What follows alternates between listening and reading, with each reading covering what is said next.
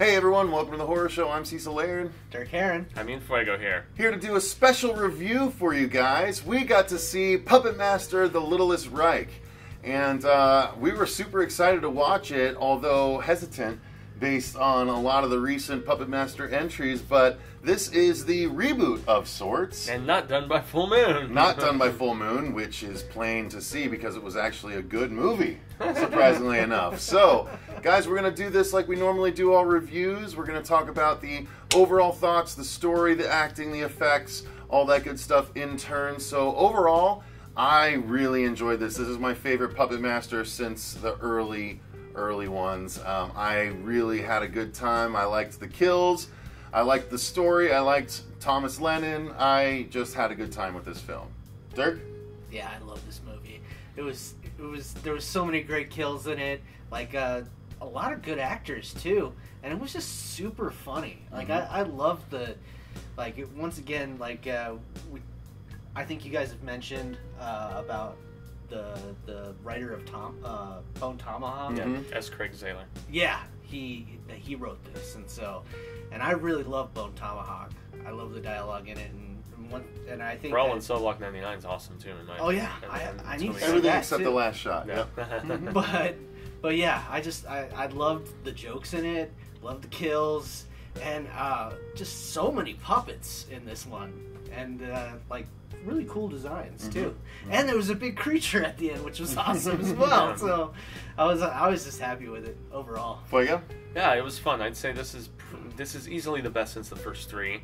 I don't think I liked it more than two because that one will always hold a special place in my heart. But this was the closest, at least in tone, for Toulon, because they turned Toulon into a good guy in the later entries. He was kind of, you weren't quite sure in the very first film, but in the second movie he is a bad guy, and this, without spoiling much, it kind of follows in that vein with the story that they decided to go with. And so overall, I came in expecting something a little bit different than what I got based on what I had read on paper about it being a convention, and it was much more condensed and very low budget than I was expecting, but they did a lot with a little. So yeah, this was pretty rad. Well, why don't you tell everyone what the story was then? Yeah, so story is essentially there is played by Mr. Thomas Lennon. Tom Lennon, yep. Tom Lennon, yeah, who I recognize from, going all the way back to the State. I want to say he was a part of that group, and Reno 911 and various other things. He's actually part of a writing team that's been writing movies and the other for a guy long who time. always wore the glasses on Reno 911 is his writing partner. I forget that guy's name, but he's just gone through a divorce and he's moving back in with his parents, and yet he stumbles upon this chest with a puppet in it, and I was really hesitant about the redesign of some of the puppets, and I'll get to that once we do like effects and practical and so on and so forth. But he learns the value of this puppet, and so he decides to go to this anniversary celebration of the Toulon murders, which we get a taste of at the very beginning of the movie when these two girls at a truck stop fall victim to Andre Toulon, presumably, or at least his little minions, and everything just goes wacky from there. People start getting killed at this.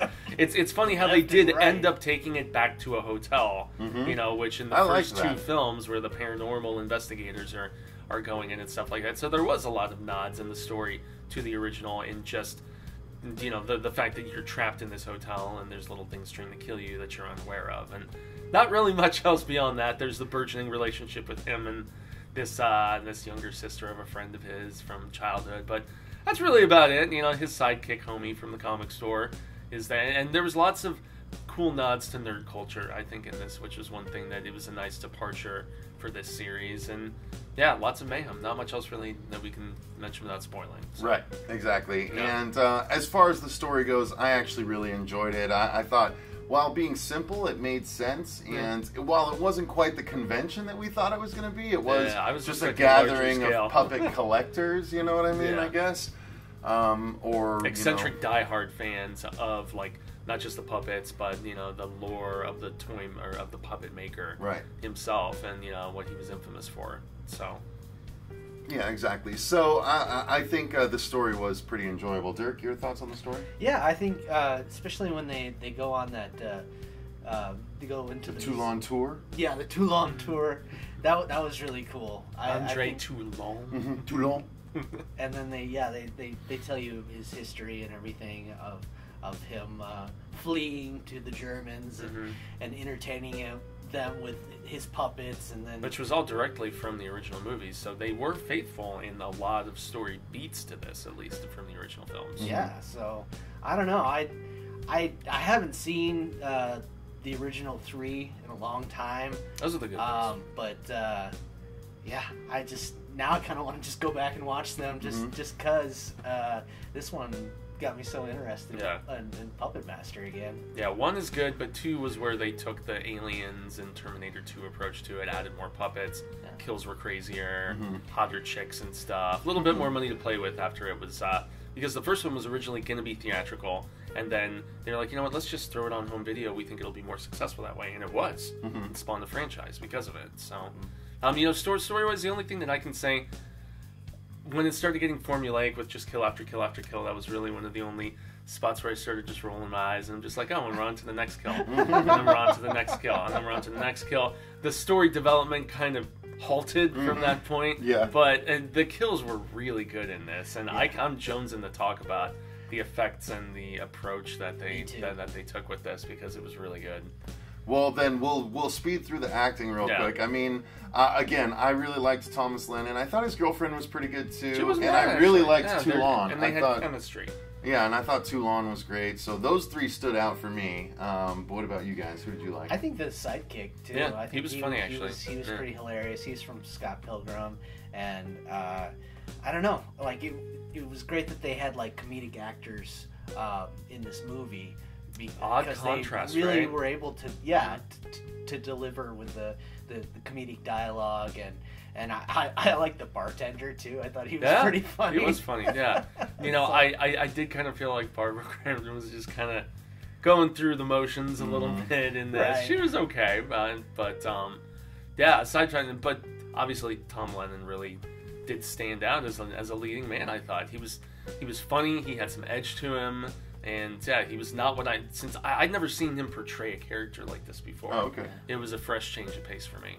Well, good. Then, I think the acting was solid enough to carry this movie to where we needed it to go, which was the effects. Yeah. So, I'll touch on it real briefly. Lots of practical gore effects. Lots of creative kills. Lots of creative kills. There was some digital manipulation of puppetry and things like that, but overall, largely practical effects, and it was a good return to form in that sense. I liked a lot of the kills, and I don't know. Dirk?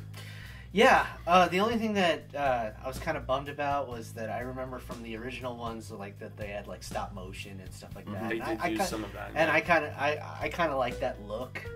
So you didn't get to see that in this one, but I thought that the designs for the puppets were really cool. I like how there was like for some of them it was the same puppet just with a different face. Couple different variations. Different variations, or I even like the newer ones too. Like the it was like a grasshopper, frog one, frog looking thing, yeah.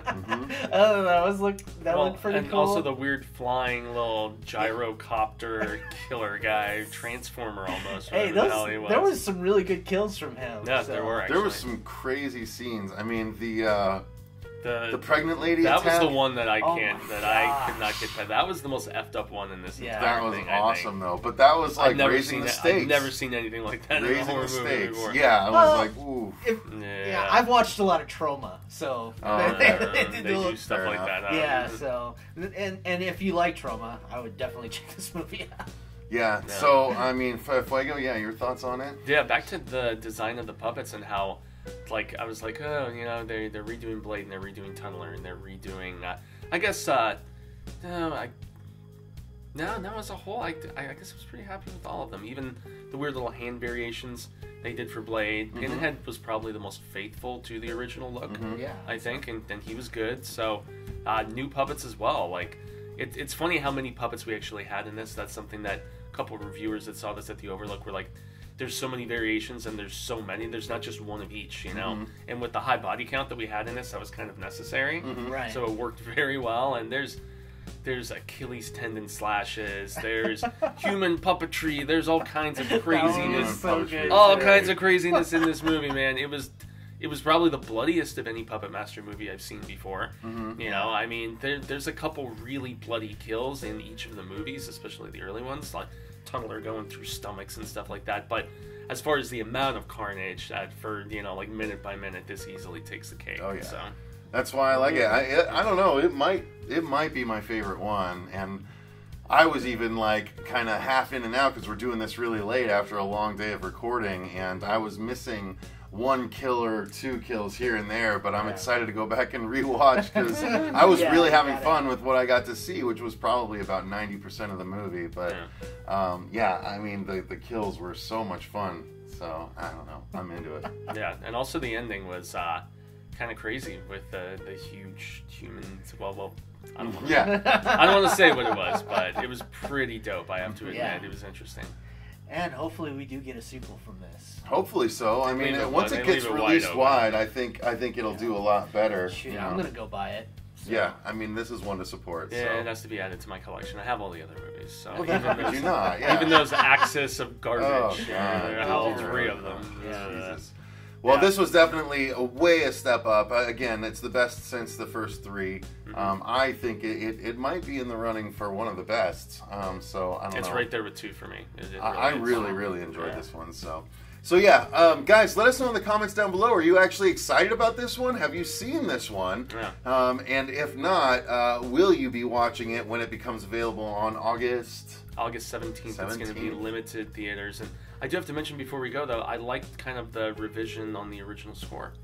Yeah, it was a nice little variation. Yeah, and there was an interesting counterbalance during some of the kill scenes, this, like, tranquil string kind of stuff. I kind of like that. I was like, whoa, it's kind of eerie, it was man. a good juxtaposition. Yeah, it totally was. Nice counterbalance once again. Absolutely. So yeah, you guys need to see this when it hits theaters. Support this film. Definitely. Absolutely. Check it out as soon as it becomes available. But yeah, until next time, I've been Cecil, Laird. Dirk Harron. Gracias, I've been Jaime and Fuego. And remember, stay scared!